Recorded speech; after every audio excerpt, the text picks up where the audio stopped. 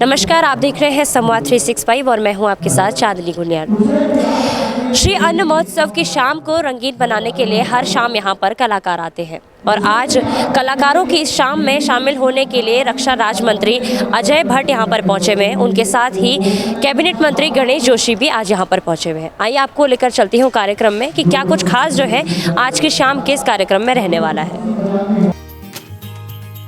श्री अन्न महोत्सव के आयोजित सांस्कृतिक संध्या में केंद्रीय रक्षा राज्य मंत्री अजय भट्ट ने बतौर मुख्य अतिथि शिरकत की और सभी लोक गायकों और कलाकारों को स्मृति चिन्ह देकर सम्मानित किया।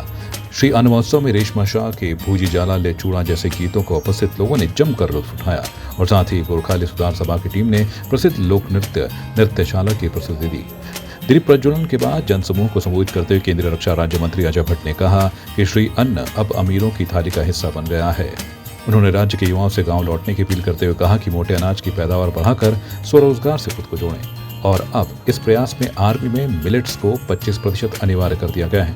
केंद्रीय मंत्री ने आह्वान किया कि जो अपने घरों को छोड़कर बाहर नौकरी कर रहे हैं वे अपने गांव लौटें और मोटे अनाज की पैदावार बढ़ाने को लेकर कार्य करें। ये खोज मोदी जी की है, था तो पहले से भी सारे गुण थे लेकिन हम बहुत हल्के में लेते थे। आज मिलेट्स के सारे गुणों का अच्छी तरह से मूल्यांकन करने के बाद जो मोदी जी ने 2023 को मिलेट्स ईयर डिक्लेयर किया है, अपने आप में अद्भुत है। हमारे वहाँ बहुत बड़ी मात्रा में इसकी पैदावार होती है और आज उसकी कीमत, उसके विटामिन्स, उसमें क्या क्या हैं, उसकी कैलोरीज, सारे साइंटिफिक तरीके से उसका आभास आज सारे लोगों को है, ज्ञान हो गया है।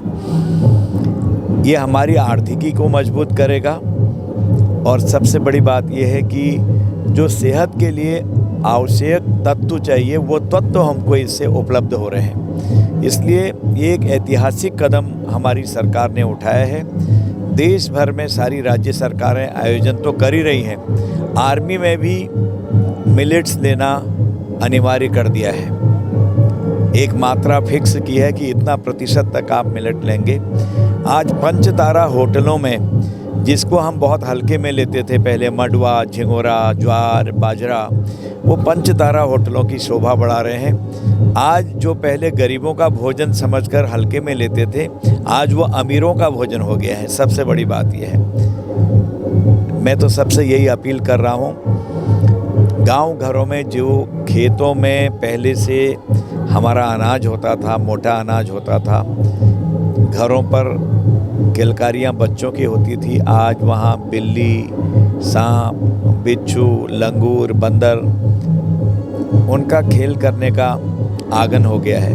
इसलिए सब लोग अपने घरों को आएँ, रिवर्स प्लाइन जिसे कह रहे हैं, देखें आप कहीं भी काम कर रहे हैं लेकिन घरों को ध्यान दें, मिलेट्स लगाएं। इसमें कोई पानी खाद की ऐसी आवश्यकता नहीं होती है, बहुत इजीली मिलता है और पोषक तत्व इसमें, मिनरल्स, सारी चीज़ें बहुत बड़ी मात्रा में होते हैं। सबसे पहले उत्तराखंड में जो अन्न महोत्सव जो पहली बार ही मुझे लगा कि सबसे बड़ा कार्यक्रम हो रहा है और ये सबसे बड़ी खुशी की बात भी हम सबको कि पहले गांव में, मैं खुद बोलती हूँ क्योंकि मैं तो गांव की बेटी रही, जैसे गांव की जो मुंगरी, कोदो, झंगोरो, चीना, जो हमारा मतलब गांव के जो अनाज के नाम है, वो पहले ऐसे ही बहुत होते थे, सड़ जाते थे, बर्बाद हो जाता था, इतना नहीं हो पाता था यूँ।